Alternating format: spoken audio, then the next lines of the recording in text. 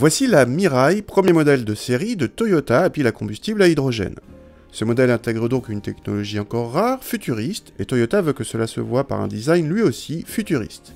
Il s'agit d'une berline de 4,89 m de long, soit 1 cm de moins que l'actuelle série 5, dotée d'un moteur électrique de 155 chevaux qui transmet sa puissance aux roues avant. Rappelons le principe de fonctionnement. Il s'agit d'une voiture électrique qui ne stocke pas l'électricité dans les batteries, mais la produit au fur et à mesure par la pile à combustible et ne rejette que de l'eau. L'intérieur est moins futuriste que l'extérieur. Comme sur une Prius, on trouve les informations relatives à la conduite sur un écran central, en dessous du pare-brise.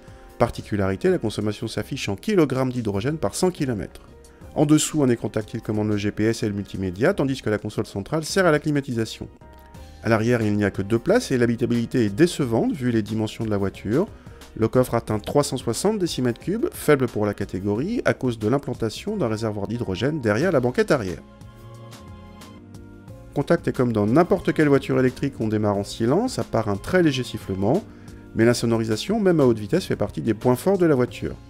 Le couple généreux disponible dès le démarrage déborde parfois le train avant, quand les roues sont braquées même légèrement, mais on passe de 0 à 100 en moins de 10 secondes. Petit bémol avec le freinage parfois difficile à doser, comme sur certaines électriques. La Mirai privilégie le confort au dynamisme, de toute façon mis à mal par un poids conséquent, plus de 1,8 tonne annoncé par le constructeur. Par rapport à une voiture électrique, une voiture à pile à combustible a l'immense avantage, au bout de ses 500 km d'autonomie, de pouvoir refaire le plein en 5 minutes, comme une voiture thermique. Encore faut-il pour cela qu'il y ait des stations, ce n'est pas le cas en France, où la Mirai n'est par conséquent pas commercialisée, contrairement aux États-Unis, au Japon et à plusieurs pays européens.